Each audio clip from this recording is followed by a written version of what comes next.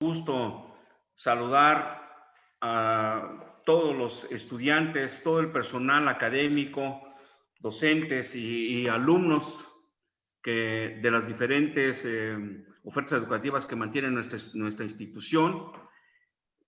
Voy a iniciar con la honrosa representación de nuestro secretario, el doctor Luis Manuel García Moreno. Les envía un cordial saludo a todos ustedes, a toda la comunidad estudiantil.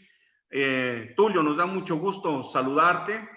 Qué bueno que estás compartiéndonos, como siempre, tus experiencias y sobre todo va a fortalecer mucho a la protección civil en los diferentes grados que tenemos nosotros aquí en nuestra institución. Y si me permiten, para darle tiempo, como estamos ya contemplados, vamos a iniciar. Me voy a permitir leer una reseña,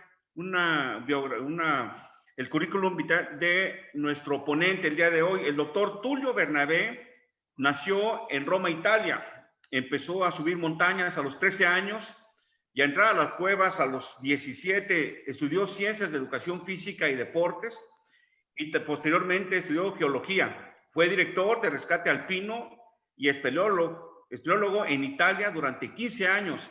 Es uno de los fundadores de la Asociación Geográfica La Venta. Ha organizado más de 60 expediciones de exploración en muchos países del mundo. Entre ellos destaca México, Venezuela, Argentina, Costa Rica, Marruecos, Rusia, Ucrania, Turquía, Filipinas, Vietnam, Australia, Francia y Suiza. Ha bajado varias veces a más de 1000 metros de profundidad, estableciendo en 1989 el récord en Asia al bajar más de 1350 metros. Como escritor y periodista ha publicado 10 libros y más de 100 artículos. 4 de estos libros y un gran número de reportajes están dedicados a temas de aventura, entre ellos las cuevas y las bellezas naturales de México. La generación de conocimiento inédito han sido de grandes aportes a la ciencia.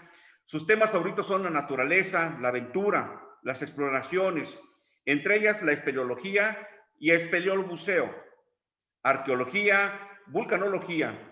Sus obras han ganado importantes premios en Italia, España, Francia, Suiza, Polonia, México, Estados Unidos y Brasil.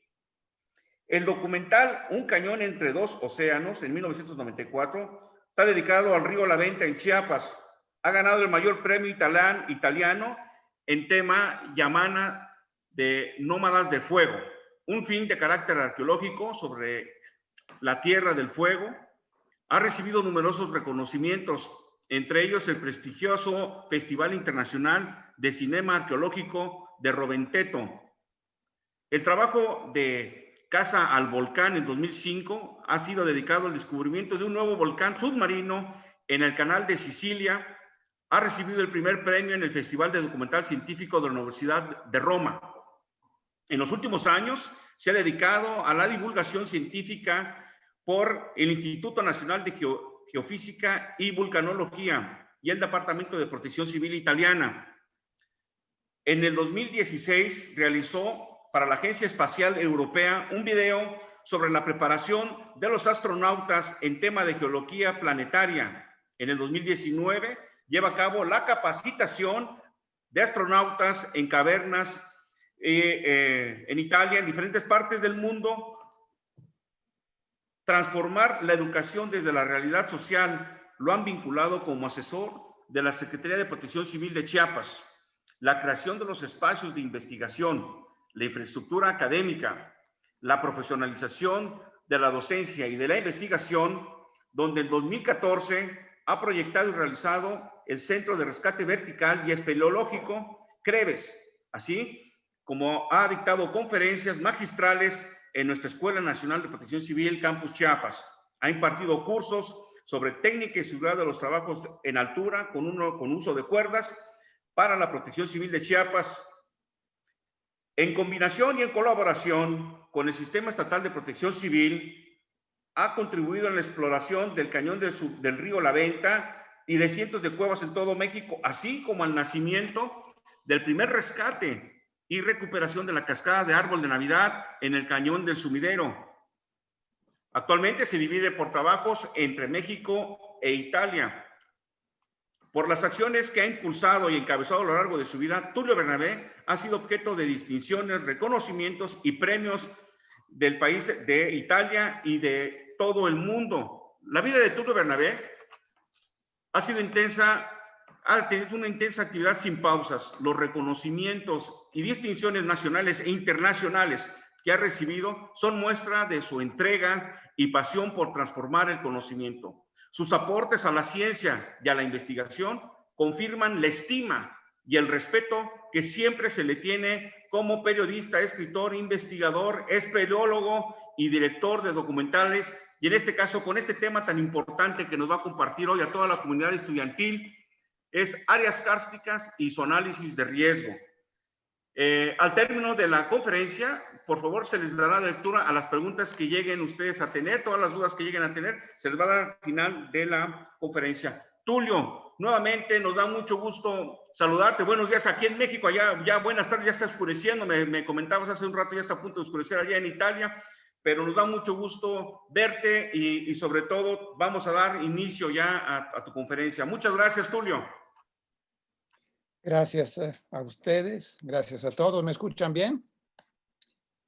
Mi querido, estimado capitán, sí. Como siempre es un honor participar en la actividad de la escuela. Efectivamente son 7 horas más tarde, aquí son las 5 de la tarde y poco a poco se va a oscurecer la ventana atrás de mí. Pero estamos conectados bien, ¿no? A pesar de tanta distancia. Ahora la distancia es un tema importante, ¿verdad? En esta época difícil. Pero aprovechamos este medio y vamos a hablar de un tema que, como digo el capitán, conozco muy bien porque toda la vida, más de 45 años que me dedico al estudio de las áreas kársticas y por supuesto a lo que es el tema de riesgos en estas áreas. Antes de todo tenemos que definir qué es una área kárstica, porque es un concepto extenso y tenemos que dar una pequeña vuelta al mundo para poder entenderlo bien y luego iremos a México, ¿ok? Entonces voy a compartir mi pantalla para que... A ver.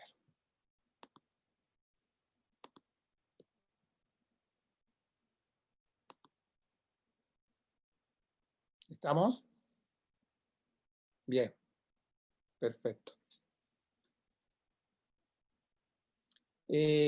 Aparte de la Escuela Nacional de Protección Civil, pueden ver 2 logos que son el Centro de Estudios Kársticos La Venta, que es un centro de estudio mexicano, que toma origen y datos del trabajo explorativo que hizo un grupo internacional que se llama La Venta Exploraciones Geográficas, que es el grupo con el cual yo he llegado a Chiapas hace mucho tiempo. 1990, como veremos. Entonces, los datos que tenemos, sobre todo sobre México, pero no solo sobre México, respecto a las áreas kársticas, son derivados de esos tipos de estudios y actividades prevalentemente espeleológicas, pero no solo espeleológicas. Ok. Áreas kársticas. Bueno, una bonita foto de la selva El Ocote, ahí en Chiapas, con lo que se llama sótano o cima, en el medio de la selva, lugar casi inalcanzable, digo, y lo digo de una manera positiva, porque esto quiere decir que se ha conservado hasta ahora bien, ¿no? En una parte íntegra de la reserva, es la zona integral de la reserva El Ocote.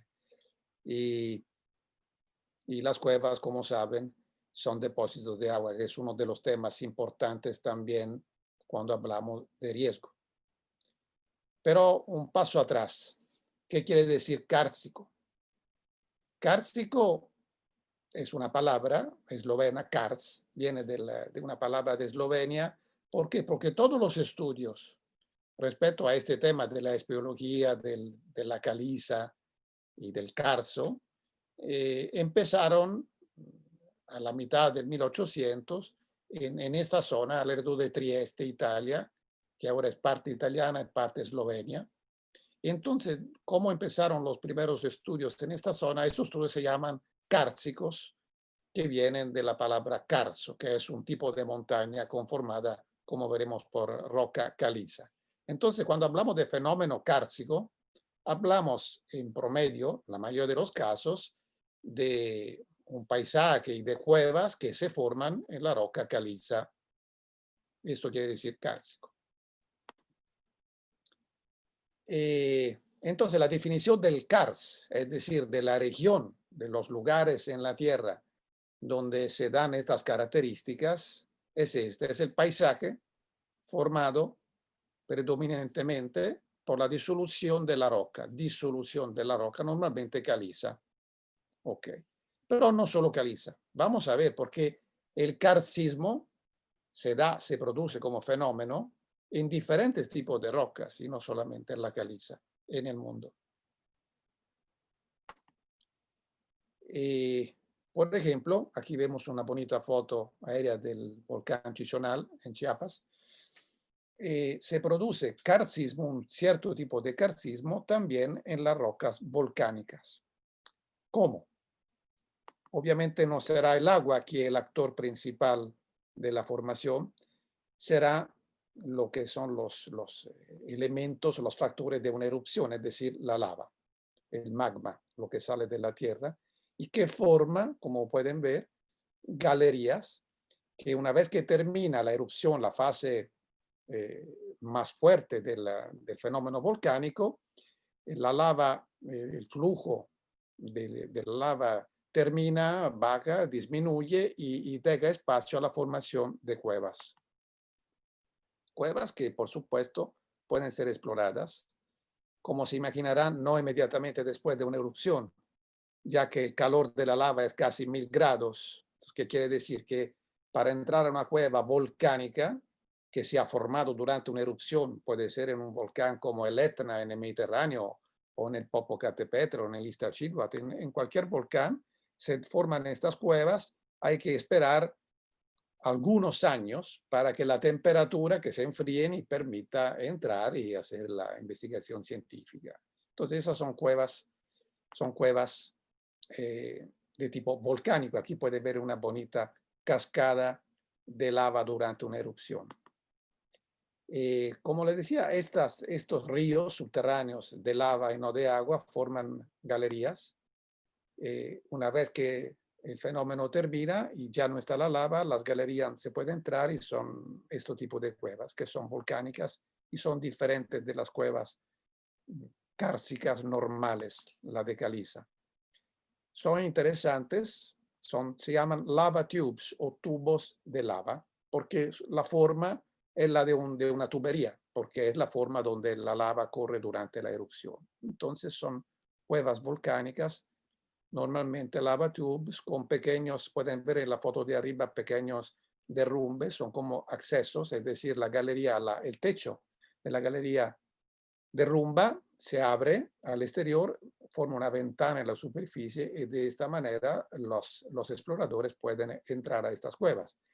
De la misma manera, una persona que no conoce ese territorio puede correr riesgos, porque este tipo de derrumbes se dan en galerías lávicas volcánicas. Hablando de Chiapas, es la única región, son dos regiones, ¿no? La del Tacaná, la del Chichonal, no tenemos, pero que yo sepa, factores largos, tubos lábicos, como que constituía un factor de riesgo. Pero es bueno saber que en zona volcánica se pueden formar este tipo de cuevas. También del vulcanismo sale otro tipo de roca, se llama tova, tufo aquí en Italia, y son las piedras, la ceniza, todo lo que el volcán dispara muy fuerte durante días o semanas o meses. Alguien sabrá, si no lo saben, que el Chichonal fue un fenómeno único en 1980, su erupción enfrió la atmósfera del hemisferio norte del planeta de 2 grados por la cantidad de ceniza que emitió este volcán en 1980. Entonces, es una cantidad enorme de material que se deposita, se enfría y forma la toba. En la toba también hay cuevas. Normalmente no son cuevas naturales. Aquí estamos en Turquía, Capadocia. Son cuevas escarbadas, abiertas, producidas, creadas por el hombre, porque es un material suave, se puede escarbar, entonces antiguamente se transformaban en casas o en depósitos de algún tipo. Pero también hay cuevas de este tipo. Y ya son dos tipos. Aquí, por ejemplo, estamos adentro de una cueva en Turquía, Capadocia, que fue habitada, fue escarbada al interior y la piedra circular que ven en el piso era una piedra circular que estaba parada y que la gente que estaban adentro la hacían mover hacia una esquina. Prácticamente era un sistema para encerrarse adentro sin la posibilidad de la población que los atacaba de poder entrar. Era como un portón muy antiguo, pero muy inteligente para impedir el acceso y defenderse en épocas donde era muy difícil la vida, ¿no? Hablamos de varios miles de años, hace varios miles de años. Bueno, otro tipo de roca, aquí la vemos en una foto aérea, es el yeso o evaporitas. Son también rocas de depósito que se depositan, se forman en el fondo de un mar, de un depósito de agua antiguo, así como la caliza, pero no es caliza, es yeso o evaporitas, es fundamentalmente yeso y sal. De la misma manera, en este tipo de rocas se forman cuevas. Me entra un audio. Se forman cuevas y pueden ser cuevas muy largas. Aquí están viendo la grota Cueva Optimisticheskaya. Esta se encuentra en Ucrania y tiene 142 kilómetros de extensión. Es decir, la cueva y las galerías son tan extensas y amplias y como un laberinto que se extienden, fueron topografadas, exploradas por 142 kilómetros. Entre las evaporitas viene también la sal. Hay montañas de sal en el mundo, sobre todo en diferentes partes, pero las mayores son en Irán, donde viene esta foto, en el desierto de Atacama en Chile, donde hay montañas muy altas de sal. De la misma manera se produce un karstcismo, es decir, una forma de solución, corrosión del paisaje en superficie e en profundidad que forma cuevas. Aquí pueden ver este cerrito donde camina este grupo, eso es sal, totalmente es sal. La diferencia con la caliza, ¿cuál es? La pueden imaginar, la sal es mucho más suave, rápida, es decir, la lluvia, el agua la puede erosionar, la puede consumir muy rápidamente, disolver realmente a nivel químico en el agua, disuelve, entonces las montañas de sal no duran millones de años, duran cientos de miles o menos. Son montañas y cuevas, es un paisaje más corto que tiene una menor duración en el tiempo. Al interior también hay cuevas, incluso con estalactitas, como ve, que son cristales de sal. Aquí en esta foto vemos que corre un pequeño arroyo, porque al final es compacta, es más compacta la roca de sal, porque está bien compactada y se forman estalactitas y formaciones que parece una cueva normal, pero esta no es caliza, no es carbonato de calcio, sino pura sal, cristales de sal. Aquí estamos en Irán. Arenisca, también la arenisca es otro material, otra piedra, otra roca que cubre buenas partes de la superficie de nuestro planeta donde se pueden formar cuevas a través de grietas o a través también aquí, como en el caso de la toba, de trabajo del hombre. Aquí estamos en Jordania, Petra, lugar muy famoso, donde la posibilidad de escarbar, de labrar la roca, ha permitido estas obras de artes y cuevas adentro de estas montañas. Otra roca todavía se llama cuarcita o cuarzo arenisca.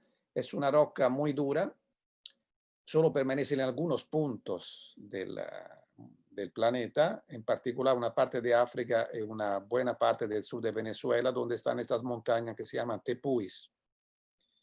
Aquí de estas montañas cae la cascada más alta del mundo, el Salto del Ángel, que tiene 972 metros de altura, es decir, es una caída de agua impresionante. Estas montañas son muy duras, muy sólidas, permanecen en este sitio desde billones de años, no millones, billones de años, por la dureza de la cuarcita. Aquí vemos una foto satelital donde se ve esta plataforma. En realidad son 2000 metros de desnivel entre la superficie de la plataforma arriba y el valle abajo.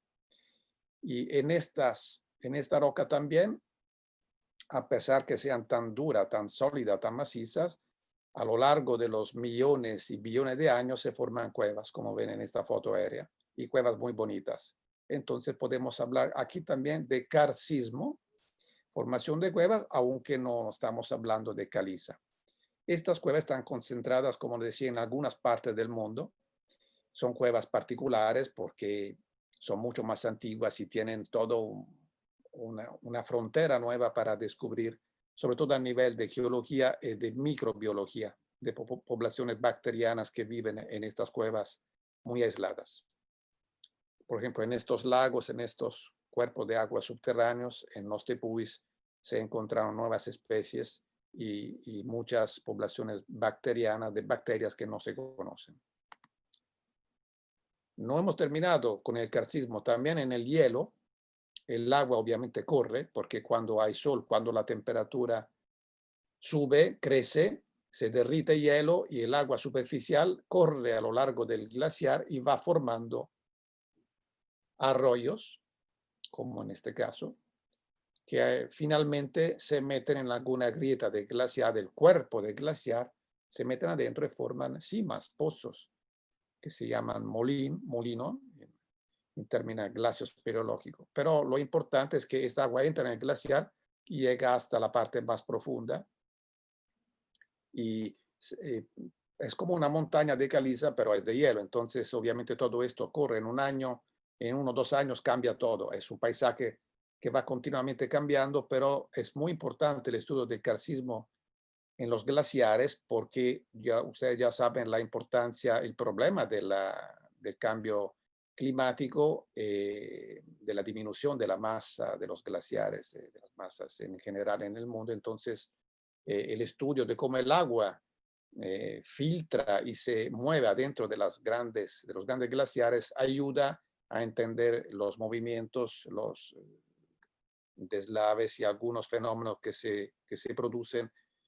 Obviamente no se pueden detener, pero se pueden entender e en algunos casos proteger la población. Hay casos en Islanda, por ejemplo, donde los glaciares de repente se empiezan a derretirse en algunos puntos y crean olas que tiran puentes o carreteras, olas de agua, porque al interior se forman como lagos, como depósitos de aguas aislados hasta un momento donde la presión del agua, son lagos grandes adentro del cuerpo del hielo, se abre una salida y sale toda el agua como de una presa. De repente, esto crea problemas a nivel de infraestructuras civiles y humanas.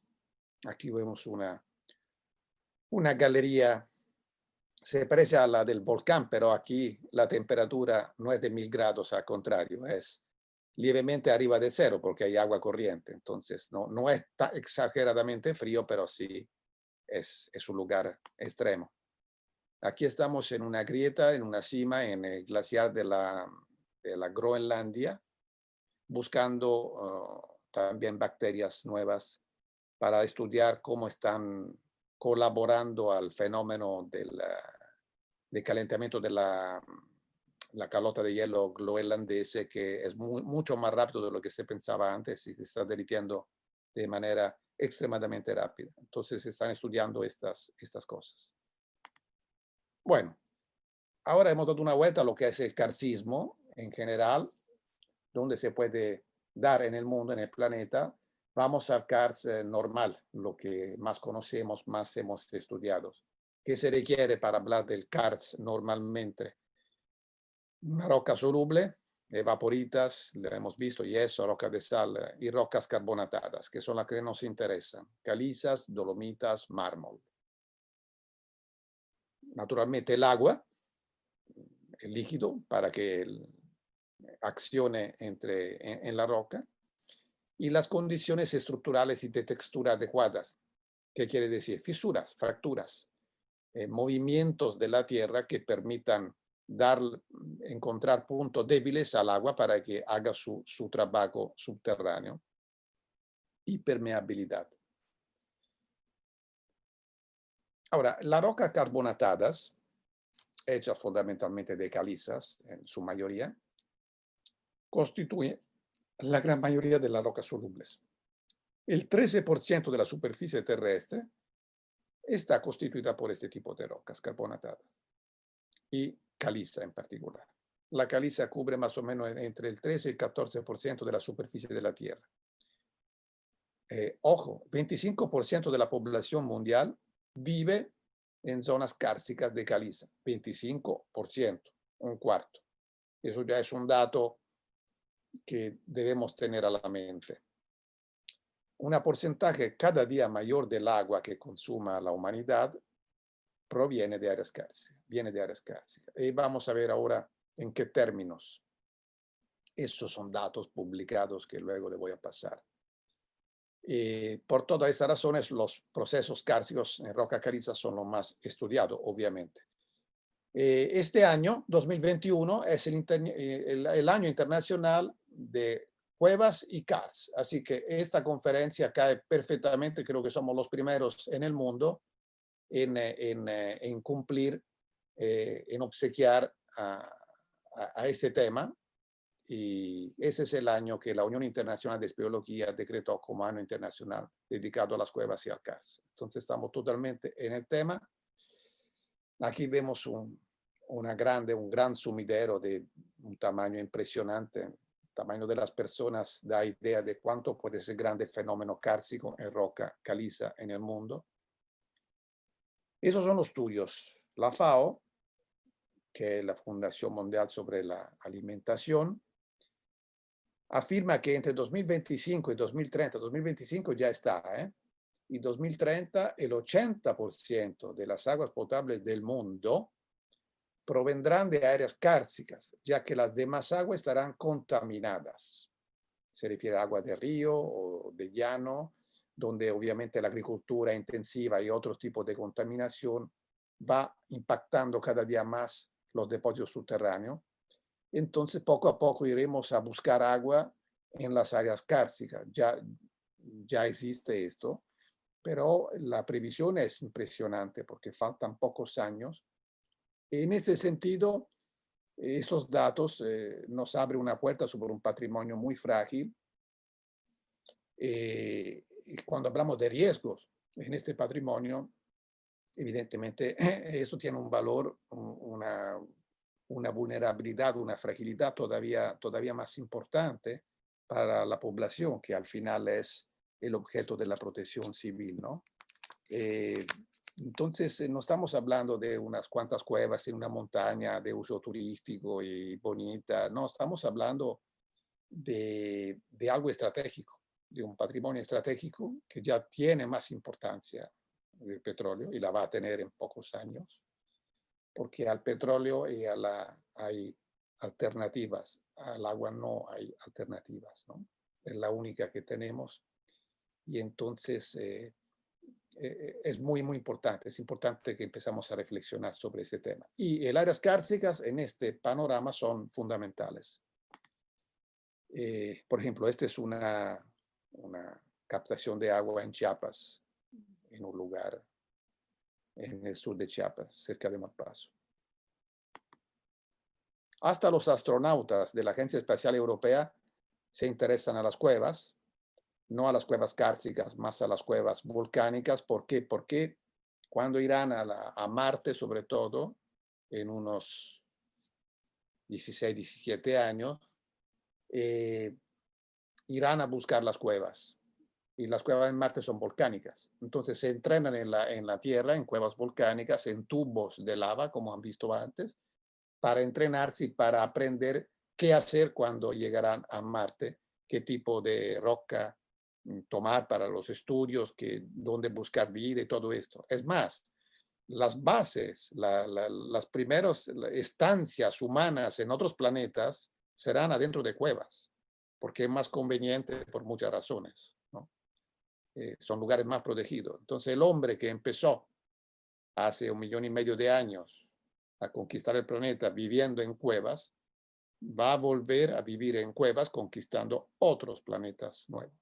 La historia se repite. Bueno, entonces, esto 13% corresponde a 17,6 millones de kilómetros cuadrados. Es una gran superficie. Aquí pueden ver más o menos en gris oscuro las zonas kársticas del mundo, las áreas kársticas. Hay continentes donde hay pocos, pero aunque pocos son muy relevantes en función de la población. ¿Qué sabemos de las áreas kársticas de este 13%? Conocemos actualmente 30.000 kilómetros de cuevas exploradas desde un par de siglos. ¿Por qué 30.000 kilómetros? Porque tenemos las topografías, tenemos los dibujos de los exploradores que han entrado y han tomado datos para poder decir, así, esta es la cueva, tiene 1 kilómetro, 2 kilómetros, 200 metros, este es su desnivel. Entonces, estamos a 30.000 kilómetros. Luego veremos en Chiapas cómo vamos. Las áreas kársticas en el mundo, aquí les enseño rápidamente algunos ejemplos. Estas son las cuevas más altas del mundo. Están en Uzbekistán, Asia Central. La cumbre de esta montaña, de esta cadena montañosa, está a 4.000 más o menos. Entonces las cuevas que están adentro son muy altas, son frías. Es un lugar semidesértico que hay pero mucha nieve en invierno. Aquí esa es una expedición de algunos colegas espeleólogos rusos con mucho equipo para poder explorar, llegar a estas montañas que son varios días de camino hasta poder llegar a la pared, colocar las cuerdas, escalarlas y llegar a las entradas de las cuevas que están ubicadas en estas paredes. Aquí hay cuevas profundas, más de 1 kilómetro ya exploradas. Y es una exploración difícil. ¿Por qué? Porque estando a 4.000 metros, 3.800 de altura, la temperatura interior, que es el promedio del año del lugar, obviamente en una alta montaña la cueva siempre está fría. A nivel del mar será una cueva más o menos caliente, en montaña está medio congelada como en este caso. Los lagos de repente se congelan y se puede caminar arriba. Y hasta en un ambiente muy grande, una caverna muy grande, en la corriente de aire que sopla puede cristalizar cristales de hielo como si fuera un congelador en nuestra casa, ¿no? Eso depende del flujo de aire. Bueno, regresando, este es el mapa general. También vamos un poco al Asia del Sur. Aquí estamos en Vietnam. En Vietnam el paisaje se llama karrstismo tropical. ¿Qué quiere decir tropical?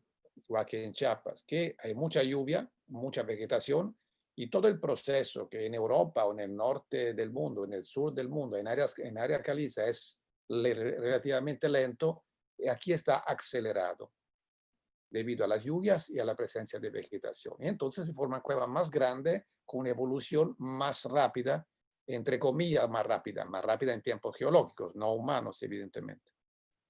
Aquí viene la foto, está en Vietnam, este gran sumidero. Aquí puede ver el tamaño de estas cuevas. Aquí se encuentran las cuevas, de hecho, más grandes del mundo, con galerías que tienen más de 100 metros de altura y 80 de largo. Entonces son túneles gigantes, ¿no? Formados por el agua. Antiguamente, a lo largo de los cientos de miles de años, ha logrado tener esta dimensión con los derrumbes que se han provocado. Aquí estamos en Filipinas. Aquí hay una cueva muy importante que hemos explorado también en área kárstica, en Caliza. Es un río que sale al mar en la isla de Palawan. Ahí se nota en la izquierda un río que es como una resurgencia de agua, que se puede entrar con barcas, con pequeñas barquitas. De hecho, es una cueva turística, pero en la primera parte iba mucho turismo antes del COVID, y a visitarla porque se puede entrar en barca, es maravilloso. Y tiene estas grandes galerías.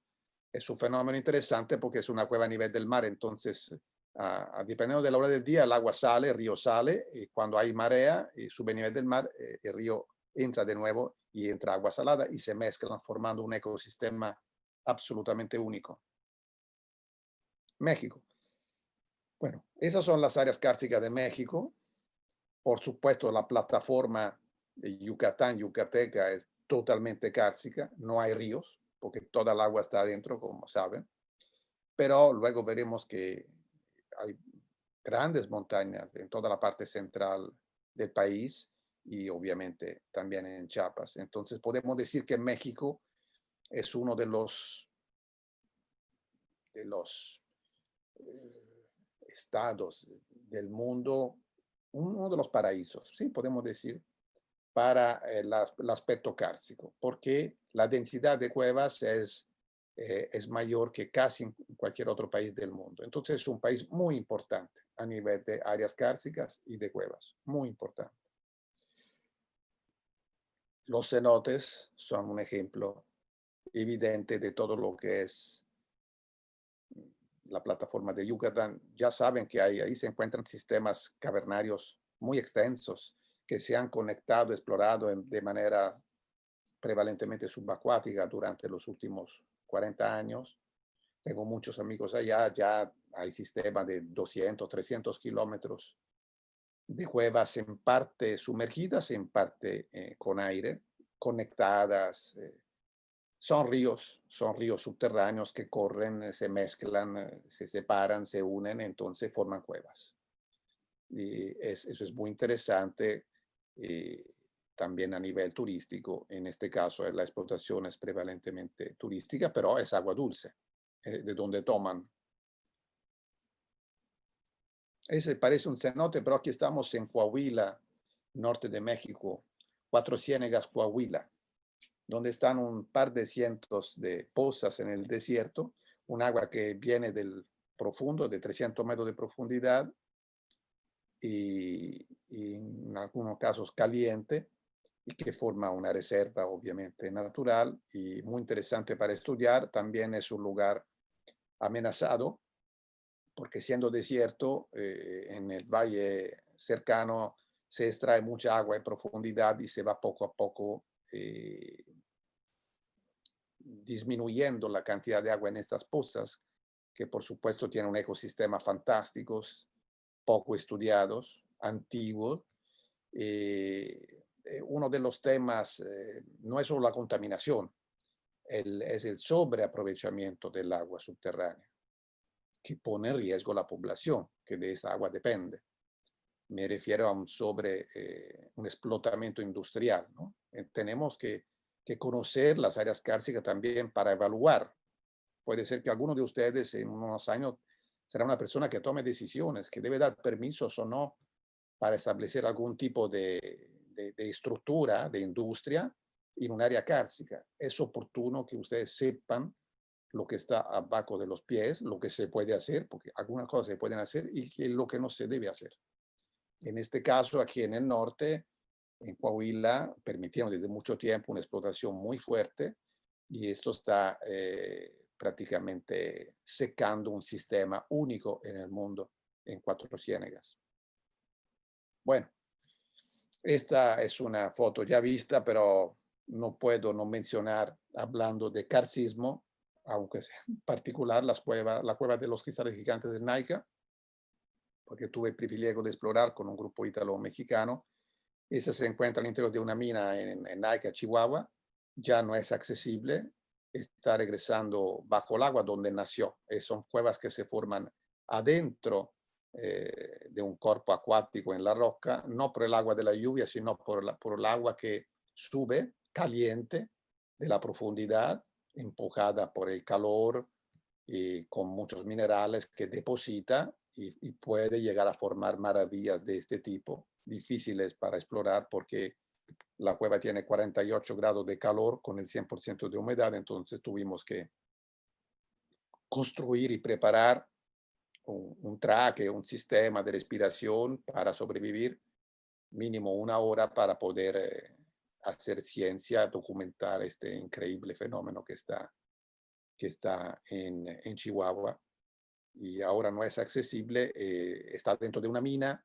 la mina cerró su actividad, entonces se apagaron las bombas, el sistema de bombeo que permitió descubrir esta cueva y tenerla libre, accesible al hombre.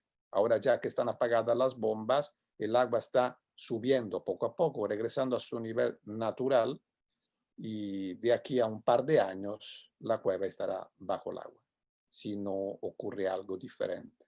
Esto es el dato al día de hoy. Los cristales aquí son de yeso. Entonces, la roca es caliza, la que de la montaña, pero los cristales que se depositaron, estos grandes cristales maravillosos, son de yeso. Bueno, entonces, vamos un poco al detalle que tenemos que estudiar. ¿Cómo se forman las cuevas? Este es un corte de un paisaje, de una roca, de una montañita cárcica. Ok, esta es caliza. Puede ver que está depositada por capas, o más o menos horizontales, y cortada por fisuras y grietas. Lo que se ve arriba, donde están los árboles, es una pequeña valle, y luego se ven dos formas como de embudo circulares, se llama dolinas. Son las clásicas formas. Ustedes si van a un área cárcica de Chiapas, en cualquier parte que sea realmente cárcica, antes o después van a ver este tipo de formas. Son embudos que son el testigo, la señal que abajo se da se disuelve la caliza poco a poco por el agua y poco a poco va adentro. Y claro que hay un derrumbe subterráneo para que se forme este embudo, poco a poco, piedras por piedras. A veces, al final del embudo de la dolina se puede encontrar una cima. En este caso hay acceso. Por el espeleólogo hay acceso, por el hombre normal hay peligro, evidentemente. En Chiapas tenemos un montón de estas situaciones, ¿no? De cimas, dolinas, cimas y grietas. Adentro, si podemos entrar adentro, vamos viendo en la izquierda cómo se va formando poco a poco una cueva. El agua entra de algún lado por arriba y va escarbando, ampliando las recámaras subterráneas, y poco a poco, a lo largo de los miles de años, la cantidad de agua sube, disminuye, pero baja y deja parte seca y parte sumergida abajo. Y luego cuando encuentra una capa, esta verde oscura, impermeable, donde el agua no puede ya escarbar, ¿qué hace el agua? Sale al exterior. Está saliendo de otra cueva que se llama resurgencia. Entonces la cueva puede ser un sumidero, la parte de arriba, y una resurgencia, la parte de abajo donde sale el agua, que a veces forma incluso cascadas bonitas y depósitos. Este modelo representa prácticamente perfectamente lo que conocerán muy cerca de la escuela, que son las cascadas del aguacero. Muy cerca, si no la conocen tienen que ir, además es un lugar turístico. Está lo que es la plataforma, el llano de Ocoso Cuautla, y poco abajo, el río La Venta, el cañón corta una pared y de esta pared sale agua de una cueva. Y esta cueva, aparte que es una cueva de algunos de 300-400 metros que se puede recorrer, acuática, totalmente acuática, pero luego forma cascadas que son un lugar turístico, que llegan al río. Por ejemplo, en este caso, tuvimos que investigar diferentes puntos de posible contaminación, porque en esta zona arriba están granjas de pollos y están también un basurero o de todos modos un lugar donde se tiran residuos. Están en áreas cárcicas, entonces es muy importante que se hagan las cosas bien, porque si en el depósito, en el basurero, la parte impermeable que tienen que colocar por ley, luego tiene fisuras o se abre y empieza a fluir desechos líquidos en la parte de roca cárcica abajo, esta va directamente y muy rápidamente a afectar el río subterráneo. Entonces son zonas muy frágiles, entonces hay que estudiar muy bien cualquier tipo de acción humana en este sentido. Bueno, aquí lo vemos un otro tipo de corte. Dolina es el embudo. Pozos son las grietas verticales, pozos, y sótanos son pozos más grandes que pueden dar y pueden llegar a una sala subterránea más o menos grande. La galería fósil es cuando ya no hay agua, se llama galería fósil. Y aquí, esta es una montaña ya que ha visto cientos de miles de años de karcismo. Entonces, ya podemos ver, fotografiar lo que eran las cuevas antiguas, que son la parte alta, donde ya no hay agua, pero algún tiempo sí estuvo agua ahí corriendo. Y ahora vamos bajando de nivel hasta que llegamos a un nivel intermedio donde hay aire y agua, que son las cuevas normales, donde uno puede entrar, tiene que nadar, por ejemplo, como en Yucatán, ¿no? Las cuevas que se pueden recorrer en parte. Y más abajo el nivel de falda, es decir, la parte de la montaña totalmente sumergida, donde siempre hay agua, pero también puede haber cueva, ¿eh? El hecho que siempre hay agua no quiere decir que no se puede escarbar. Se puede escarbar a presión y forma galerías de un tipo diferente. Al final, toda esta agua tiene que salir en algún lado. ¿Ok? Entonces, este es el esquema de lo que es un área kársica, de la que nos interesa. Entonces, tenemos que tener esta fotografía bien en la mente porque así funciona en todo el mundo y sobre todo en México, en Chiapas, en áreas kársicas. Esto no es una dolina. Cuando es tan grande, es un valle cerrado, es decir, no tiene, el agua de aquí puede escapar solamente por vía subterránea, pero cuando es tan grande se llama polie. ¿Saben cuál es el polie más importante de Chiapas? San Cristóbal de las Casas. San Cristóbal de las Casas es un polie, es un valle cerrado que por supuesto se puede inundar. Por esto construyeron, existen sumideros, cuevas naturales que se taparon en los años 70. Entonces construyeron túneles de drenaje que a veces, cuestión de obstáculos, contaminación y otro tipo de factores, no funcionan bien. Y si no funcionan bien, el drenaje, pues como en casa, como en una tina, se inunda.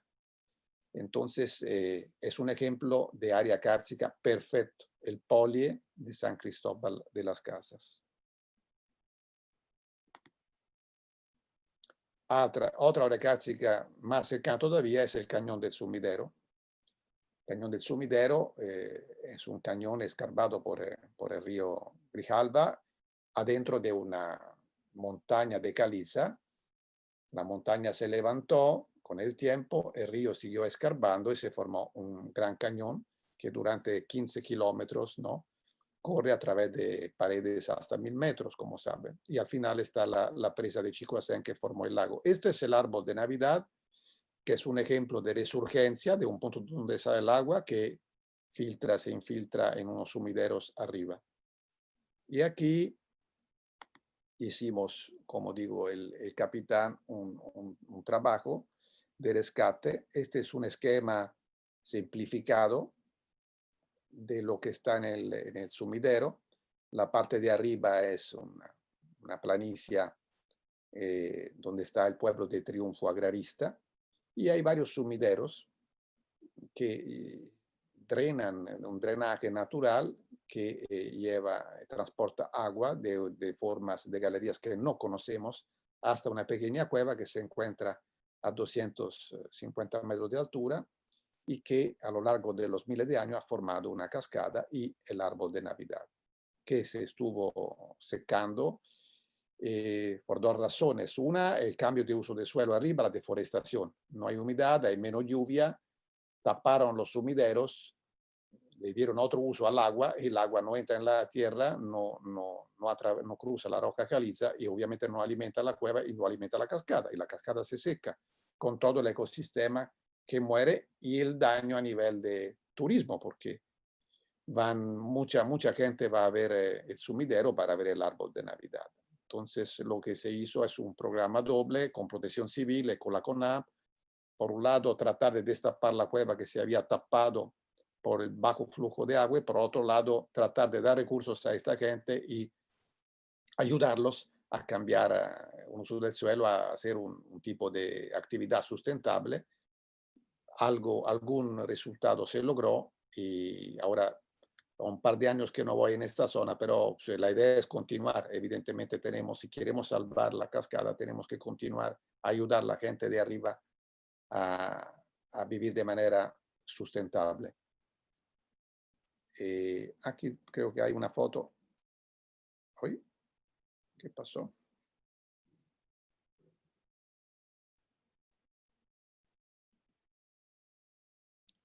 He tocado algo.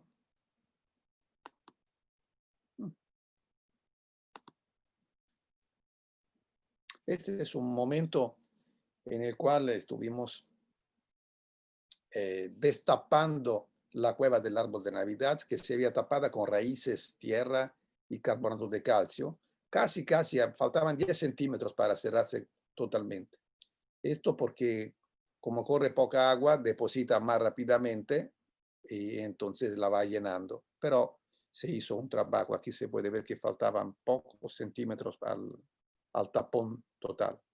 Entonces eso fue un rescate que hicimos en el 2015. Bueno, territorio de Chiapas, hemos dicho que Chiapas tiene muchas áreas kársticas de caliza. Así es. Le comparto antes un pequeño video de 2 minutos sobre una bonita laguna que se llama Chucumatic, que nuestra amiga espeleóloga Beba Dávila hizo un buceo y es un lugar que no tiene nada que se puede comparar con los cenotes, con los famosos cenotes de Yucatán, pero está aquí en Chiapas, en la zona de Montebello. Vemos este pequeño video.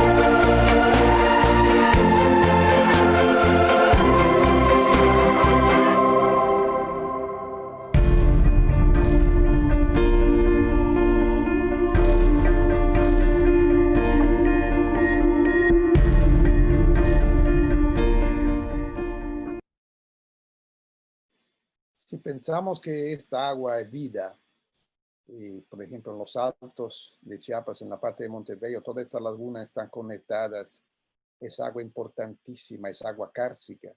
Solo pensamos a este patrimonio y tiene problemas de contaminación que de hecho ya se ha dado cuenta la comunidad de que se está tratando de entender, pero no es tan fácil entenderlo porque necesita estudios particulares, estudios donde se requiere una capacidad, ¿no?, científica importante. Entonces hay que unir esfuerzos con la comunidad científica, protección civil, la comunidad local, los tomadores de decisiones políticos para que ese aspecto de la contaminación en áreas kársticas fundamentales, estratégicas, se tome en cuenta seriamente.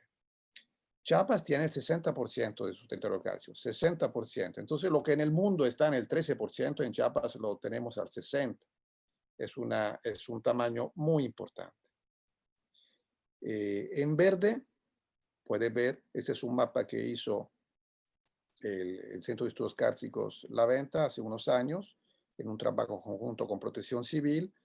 Se ubican las áreas kársticas en verde y también una parte de cuevas conocidas, que están, ¿por qué se ven las cuevas, los circulitos verdes solamente en el sector al oeste, porque se hicieron más investigaciones simplemente.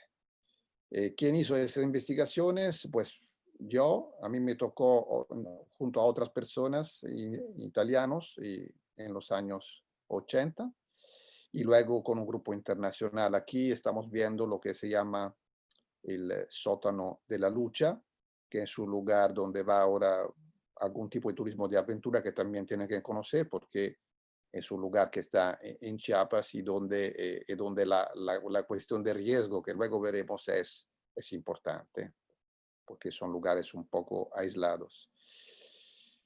El Cañón de la Venta, que me tocó explorar en 1990 con 6 amigos, es un otro ejemplo de unas áreas kársticas importantísimas que también tiene un aspecto de turismo de aventura cada vez más importante. Nuestra protección civil con frecuencia ha tenido que ir.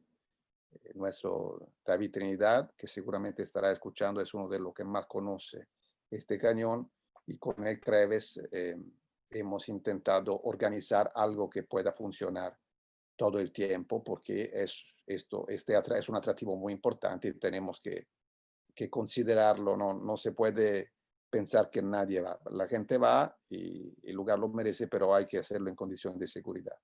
Además, hay aspectos arqueológicos muy, muy importantes. Ese es el sistema kárstico que se ha explorado en esta zona durante los años 90.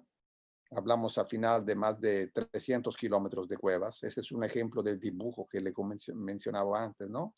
Que hace un explorador, entra, mide con brújula, con teodolita, con varios instrumentos más o menos importantes hasta tener un dibujo en un plan y una sección, un perfil. Y así conocer. Esto es un elemento cartográfico base para el análisis de riesgo, evidentemente. Entonces, luego veremos cómo tendremos que llegar a este tipo de resultado. También se hacen investigaciones de tipo biológicos en áreas kársticas. El aislamiento de las cuevas produce la presencia de nuevas especies animales. El biólogo Caleb Zárate Galvez, que es buen amigo y nuestro integrante del grupo, encontró en solamente 9 cuevas muchísimas especies, 2 géneros, imagínense, de nuevos animales, y solamente le hizo en pocas cuevas durante una campaña. Entonces, la posibilidad, lo que no conocemos de este ambiente es impresionante, casi todo. Bueno, aquí estamos entrando en algunas cuevas de Chiapas, donde corre agua. Aquí corre agua solamente en temporadas. Y esta es una bonita cascada subterránea que da una buena idea de la importancia de las aguas, de la pureza y de la necesidad de conservarla, pero también de los riesgos, en el sentido que durante las crecidas de agua, todo este territorio se transforma en algo un poco más peligroso que en otros territorios. Ahora, entonces, para entrar al análisis de riesgo, tenemos que hacer que cruzar los datos sobre las cuevas que tenemos con datos sobre la población, el uso del suelo, como han visto, la infraestructura que existan y la vulnerabilidad, los varios tipos de vulnerabilidad que tiene el territorio en general. Cruzando estos datos podemos empezar a hablar de análisis de riesgo de áreas kársticas. En particular, vamos a ver algunos factores. Uno de los factores más evidentes en el análisis de riesgo de áreas kársticas es la posibilidad que se formen lo que se llama sinkhole. Sinkhole son desprendimientos, derrumbes repentinos del territorio, de la superficie, debido a lo que han visto hasta ahora, al trabajo de aguas subterráneas, es decir, una dolina que se ve arriba puede derrumbar en la cueva que se ve a la izquierda, que ya está lista. Llega un momento, en algunas condiciones, que todo esto derrumba y una capa de 2, 3, 4 metros de roca o de tierra cae.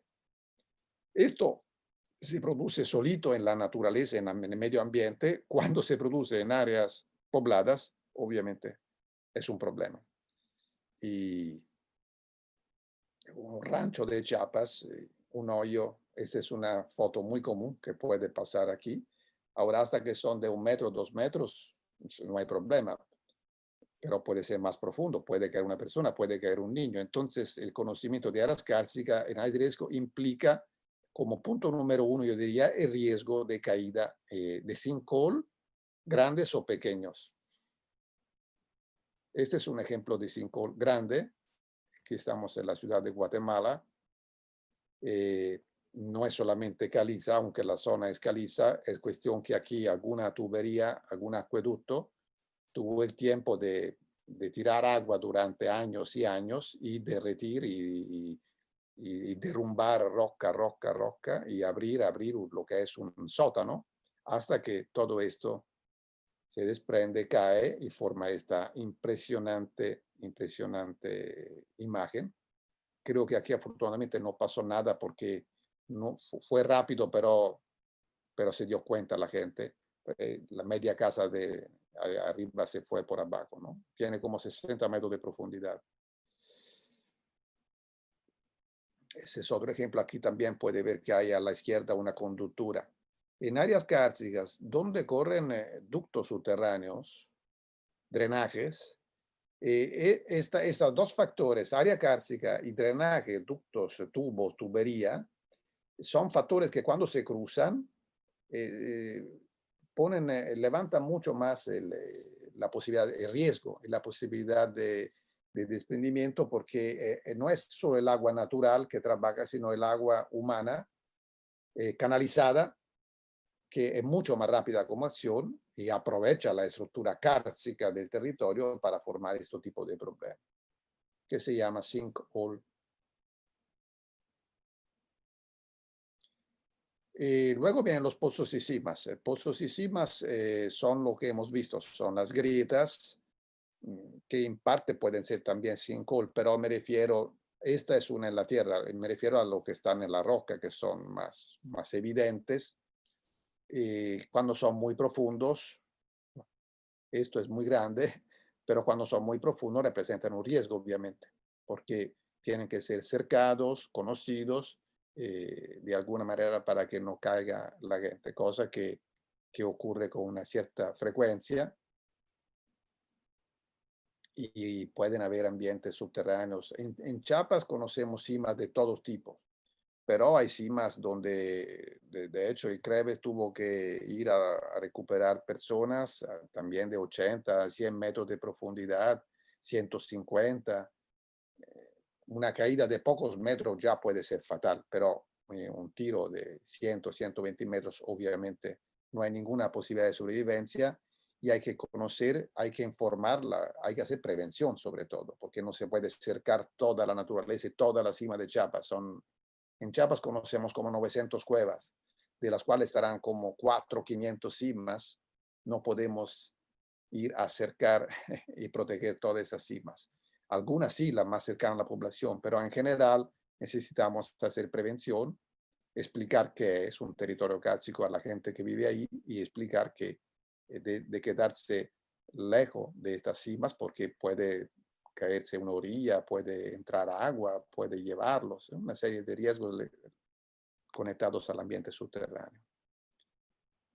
Igualmente importante, hemos visto hasta ahora la importancia que tiene el agua subterránea, la contaminación. Este es un esquema que hicimos con el CEGRA teórico para que un poco se entienda en el paisaje kárstico cuáles son los elementos, cómo se integran todos los elementos de ingreso y egreso. Pero aquí me interesa que vean la parte ligada a agua y contaminantes, es decir, toda el agua corre en superficie, se deposita y se acumula en el interior. Un contaminante que entra en superficie no sale inmediatamente, sino que se deposita en el depósito, en el contenedor, en el lago subterráneo y puede quedar aislado, depositado, tranquilo, sedimentado al fondo de un lago subterráneo durante años y no salir a la superficie hasta un momento en que fenómenos geológicos o hidrogeológicos lo mueven, lo revuelven y de repente a la resurgencia, al acueducto, a donde sale el agua, se presenta el contaminante en cantidades enormes, en cantidades peligrosas para la salud del hombre, cuando una hora antes no había. Esa es una característica de las áreas cársticas y de cómo se deposita el agua en los territorios cársticos que hay que tomar en cuenta. Entonces, el monitoreo de una captación, de una resurgencia, de un acueducto, debe ser un monitoreo en continuo, sin parar, y sobre todo debemos dar mucha atención en el momento en que, después de grandes lluvias, en época de lluvia, donde más hay posibilidad que salgan contaminantes depositados desde mucho tiempo. Obviamente en las cuevas que hemos probado en Chiapas hemos encontrado basura, plástico, de los plásticos hasta los pañales, medicinas, de todo, ¿no? ¿Por qué? Porque en la cultura humana, no solo en Chiapas y en México, sino en el mundo, también en Italia, las cuevas son basureros. Entonces el área cárstica es buena porque uno puede tirar las cosas y esconderla muy rápidamente, porque están estos sótanos escondidos. No son escondidos y sobre todo están conectados a nivel freático al agua que vamos a tomar, y que por el 80% de la población mundial provendrá de estas áreas, como hemos visto. Entonces, tirar una medicina, una vacuna del ganado, un pañal, un acumulador, una pila eléctrica aquí adentro, sabiendo que ahí queda durante un siglo, es un delito. Es un delito. No hay otras palabras. Pero hay que luchar contra la ignorancia en el sentido que la gente no sabe, no se da cuenta. Hay que educar, ¿no? Y también perseguir cuando es necesario. Es otro ejemplo de contaminación. Aquí estamos en un arroyo subterráneo. El agua corre, forma paisajes maravillosos. Obviamente también el espeleólogo es lo que entra en la cueva, debe tener precaución. Además, más que los otros, porque entran directamente al corazón del sistema de la montaña, ¿no? Aquí estamos en un río subterráneo en Los Bordos, en el cañón de Río La Venta. Esta agua se llama Los Bordos la cueva, es una cueva de 6 kilómetros, de una buena cantidad de agua, son casi 2.000 litros por segundo, siempre, todo el año. Esta agua está contaminada. Fuimos, hasta se enfermó un espeleólogo, porque no la tomó, pero nadando se enfermó, y viene del llano de Coita, de Ocosocuautla. De alguna manera habrán predios o ranchos donde tiran contaminantes sin purificarlos, ¿no? Sin la depuración. Imagino un río de este tipo, de esta importancia, contaminado. Esta cueva todavía no está contaminada, la cueva de Río La Venta tiene grandes ríos subterráneos porque la población es todavía poca y el impacto es bajo control. Pero no existe un análisis de riesgo vinculado a la contaminación de agua en este sector. Obviamente, ¿cómo se empieza? Se empieza con muestreo y análisis de todas las resurgencias, de todos los acueductos, y también de lo que ocurre arriba, donde está la parte frágil, vulnerable de lo que puede pasar. Aquí pueden ver cuánto es cristalina y bonita y limpia. Y nosotros en las cuevas, en este caso, se puede tomar sin problema esta agua, siempre y cuando sabemos que fuera existe una condición adecuada.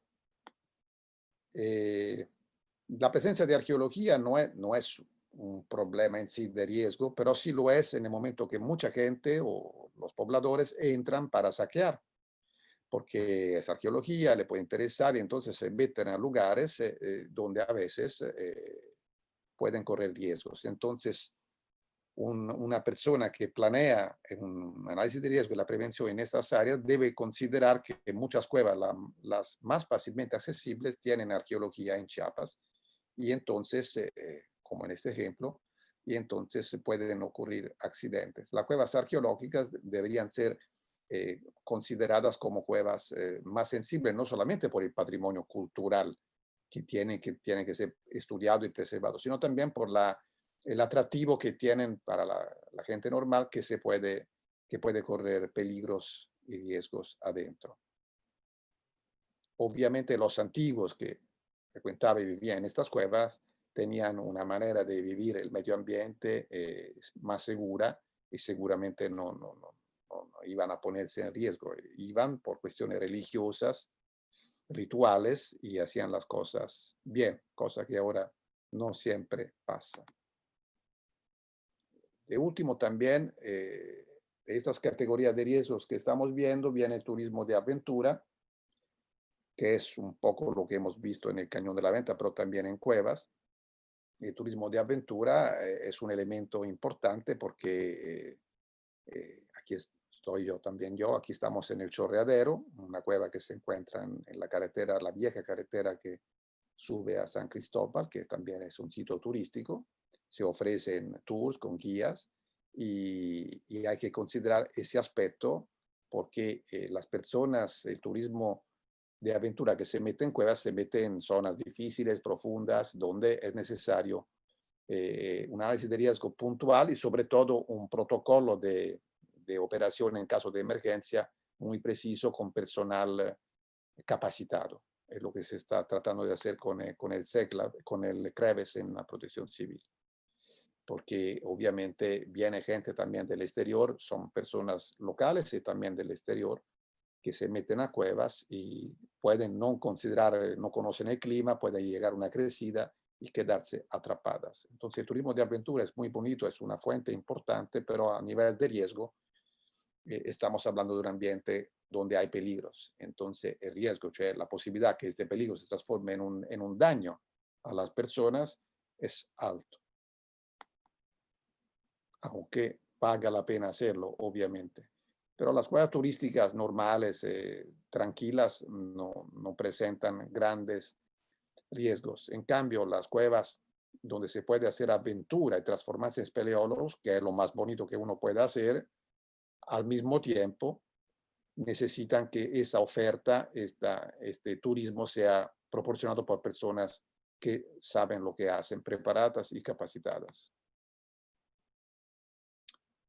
En resumen, necesitamos un atlas de las cuevas, un catastro con sus características, que sería el primer paso para poder redactar un análisis, realizar una pequeña análisis de riesgo, viendo en el atlas dónde están los 5 factores, pozos y cimas, la posibilidad de contaminación, la presencia de arqueología y las cuevas accesibles al turismo de aventura.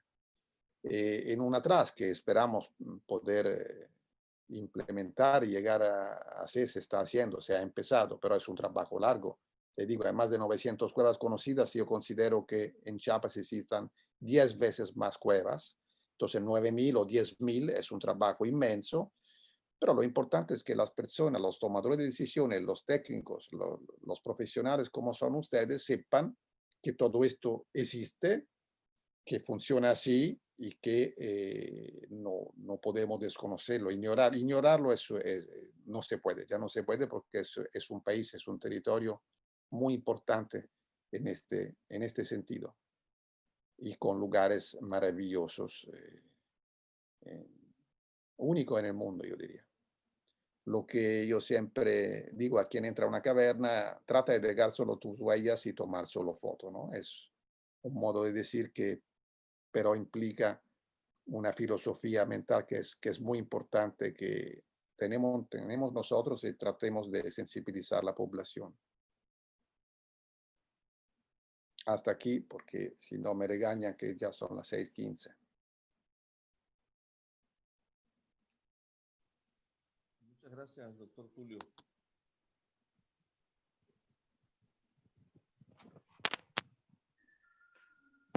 No, muy bien, doctor Tulio Bernabé. El maestro Isaac Muñoz Gómez es el moderador. Él va a hacer uso de la palabra, por favor, Isaac, con algunas preguntas que han hecho, doctor. Gracias, capitán. Gracias, capitán. Muchas gracias, doctor Tulio, por su participación. Se generaron dos preguntas. La primera la generó el maestro José Luis Navarro Estrada.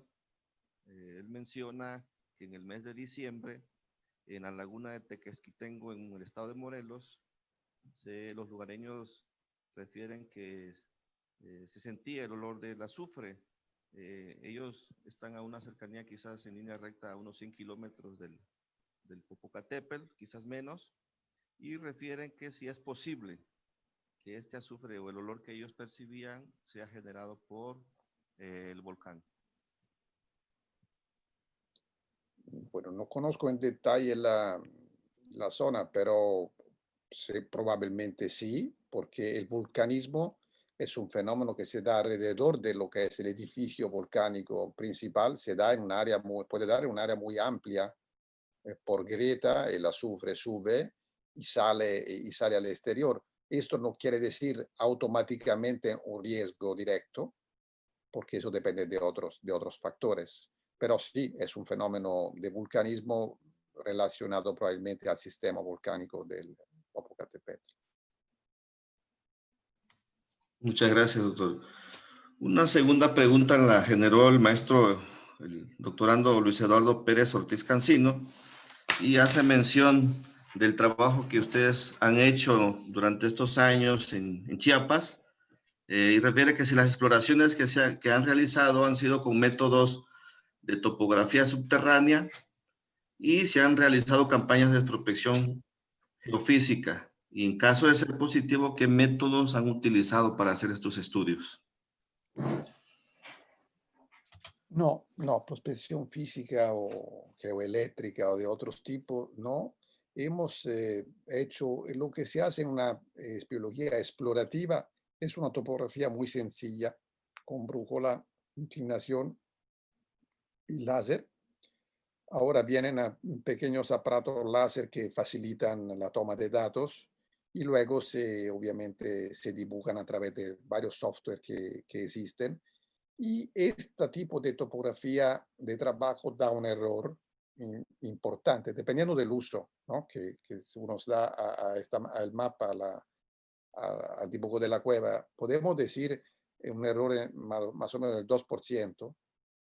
Entonces, sobre 100 metros, una cueva de 100 metros, tú podrías tener un error en un punto dado de 2 metros, que es alto si tienes que construir alguna obra. Pero para la descripción geográfica de un lugar es aceptable. Pero no, son instrumentos sencillos. Ahora se están empezando a llevar también aparatos para hacer escaneo láser al interior de la cueva. Pero todavía son muy costosos y esto se hace solamente cuando hay un recurso económico que justifique el uso del aparato láser. A nivel de superficie, de prospección, de poder detectar ojedades y cuevas, no tenemos todavía grandes resultados a nivel mundial. Tenemos sistemas geoeléctricos, geosísmicos chiquitos que pueden indicar la presencia de ojedades, que pueden ser vacías o lleno de tierra, de depósitos, hasta 10, 15 metros. Entonces no es muy relevante. Puede ser relevante a nivel de protección civil para la cuestión de 5, pero no es relevante a nivel de sistemas cavernarios importantes o profundos. Hay una tercera pregunta, doctor. Respecto a los incendios forestales, sobre todo en la zona de la selva de Locote, ¿cuál es el impacto que este ha tenido de los incendios sobre pues tanto el río La Venta y las zonas kársticas de esta región, que es muy importante? Es un impacto devastador, un impacto muy importante, sobre todo en la estación de incendios importante cuando fue 1998, me parece. Y ahora el problema en áreas kársticas es que la presencia de cuevas, grietas y ojedades permite incluso al incendio, como bien saben los compañeros que tienen que apagarlo, permite que esto corra bajo tierra. Ya se dice que el fuego corre bajo tierra. Bueno, en áreas cálcicas es real. Corre porque tiene donde correr.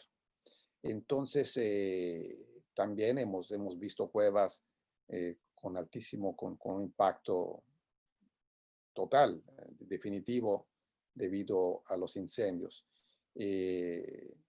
La falta de agua superficial es un elemento, un factor, obviamente, que empeora totalmente la situación y crea un problema, sea a nivel de autoprotección del medio ambiente, sea a nivel de la intervención humana, de protección civil, porque no hay agua, entonces hay que llevarla y prácticamente se puede hacer poco, ¿no? En algunas regiones. En el Ocote hemos visto, en el Ocote en realidad nuestras actividades fue más al lado izquierdo, donde están las poblaciones, donde está más antropizada la región, que adentro de la reserva. La reserva hicimos relativamente poco y sí, por supuesto, fue un impacto terrible.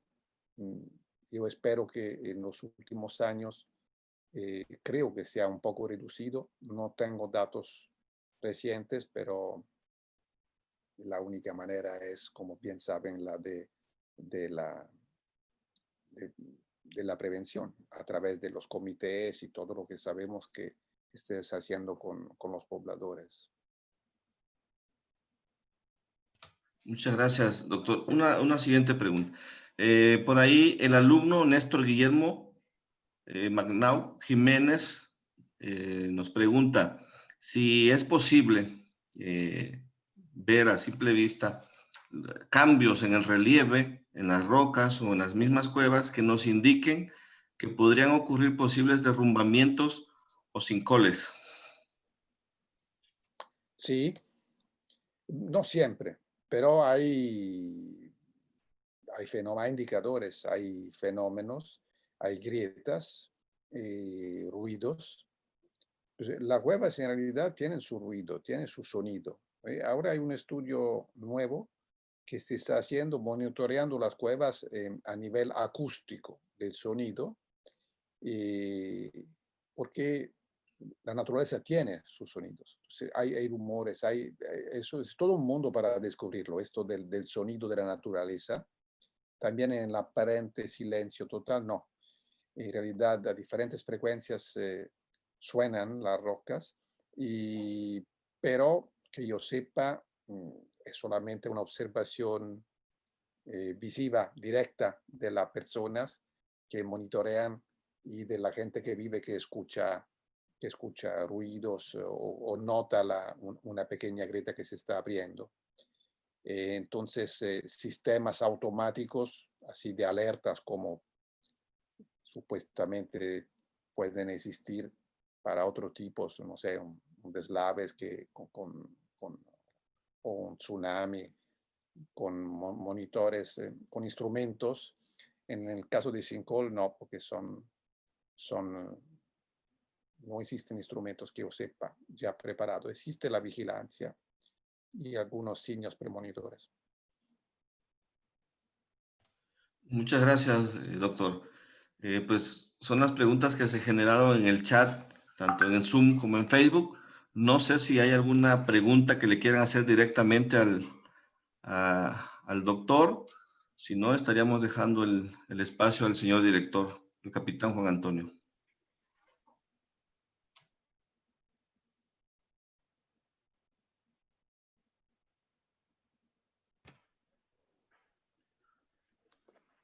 Ya no veo ahorita. Ah, sí, hay un Emanuel Cervantes. Creo, Emanuel, ¿estás levantando la mano? Sí, capitán. Quisiera hacer una pregunta referente a cuando se encuentran dentro de una cueva o, por ejemplo, que los manden a revisar algún lugar, ya sea por gusto o por trabajo. ¿Cuál sería la forma de actuar en caso de que tuvieran un incidente dentro de una cueva? ¿Cómo se estaría actuando? ¿Cuál sería su protocolo a seguir? Bueno, es una buena pregunta. Obviamente existen una serie de reglas, de protocolos, ¿no? El primero, el más importante, sería no ir solos. Hay gente que entra sola, obviamente estando solo te tomas toda la responsabilidad.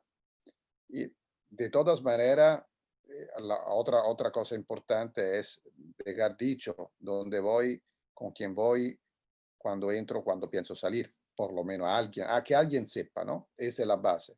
Y luego viene ir normalmente en un número de 3 personas. Si alguien tiene un problema, que se resbala, que se lastima, si se puede operar y ayudarlo a salir porque sus condiciones los permiten, se sale poco a poco.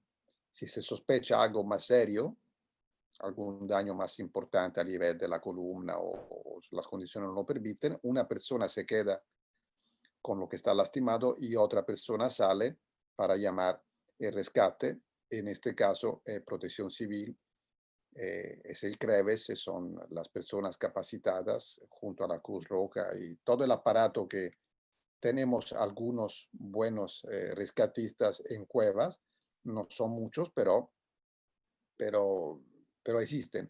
Si es algo muy profundo, muy complejo, con condiciones aquí en Italia, así como en México, en todo el mundo, se forma un grupo nacional. Es decir, vienen de otros estados y para colaborar y para operar, porque para sacar una camilla de una cueva, 3 personas no son suficientes. Es necesario un grupo mínimo de 10, 12 personas para operar. Entonces se complica poco a poco.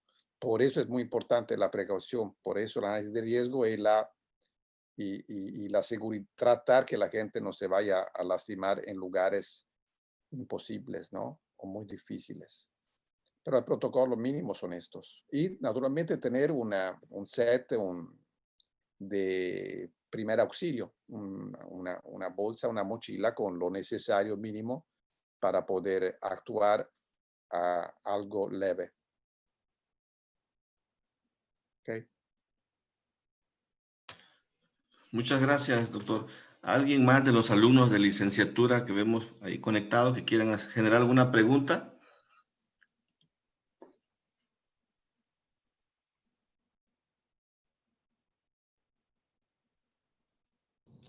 Ahí Hola, buenas levantó la mano tardes. Luis Enrique, Isaac, Luis Enrique Díaz. Sí, adelante, Enrique. ¿Qué tal? Muy buen día, doctor. Tengo una pregunta. Sabemos que en el sur de México hay una gran cantidad de cenotes y que estos se conectan entre sí y muchos de ellos están inexplorados todavía. Mi pregunta es, ¿qué tipo de instrumentos o qué preparaciones debemos de tener para explorar cuevas y cenotes que estén hundidos? Bueno, hay que hacer marcar diferencia entre las cuevas normales de acceso fácil, las cuevas con acceso vertical, donde necesitas técnicas con cuerda y rappel, y las cuevas sumergidas, donde necesitas ser no solo buzo, sino tener capacidad de espeleobuceo. Entonces, en este caso, que es el más complejo, necesitas ser un buzo y tomar un curso de buceo en cuevas. Es necesario porque el riesgo es extremadamente alto, la verdad. En cuevas, tú no puedes, no te puedes permitir ningún error cuando estás en una cueva buceando. O sea, cualquier error no tienes, es muy difícil que tú tengas tiempo de salir y de ayudar a tu compañero y lo mismo. Entonces, eso sí necesita un entrenamiento muy importante. Hay grupos de buzos especializados en cuevas que pueden dar este tipo de entrenamiento, sobre todo en Yucatán. En Chiapas, hay alguien, pero que yo sepa, son más que nada son buzos. Eventualmente, como en lugares como la laguna de Chucumatí que vimos antes, ¿no? Son lugares, son como lagos profundos, pero no son túneles y galerías donde ya es necesaria una experiencia más importante. En cuevas horizontales, es suficiente tener un buen equipo, ser cuidadoso, una buena luz, pensando que una luz puede fallar y tenerla de reserva, buenas botas y prudencia, y poco a poco uno puede entrar y mirarla y se interesa Y si sigue y está interesado, puede conectarse con un grupo, el Grupo Espeleológico Jaguar. Hay varios grupos en Chiapas, en Tuxtla, espeleológicos, para seguir la exploración junto a ellos o guiados con ellos. Y en caso de cuevas verticales, eso es obviamente peligroso. Necesita, al mismo que buceo, tomar un curso de rappel, de técnicas verticales. Eso también se puede hacer con el grupo, con los grupos biológicos o en la universidad, si es que alguien todavía da en las universidades este tipo de curso. Lo que hacemos con el CREVES en la protección civil no es tanto dar cursos, sino preparar rescatistas y prepararnos, ¿no? Pero para entrar a las cuevas uno tiene que empezar con un nivel básico, que son los cursos normales. ¿Okay? Muchas gracias. Hay una pregunta más que se hizo aquí en el chat.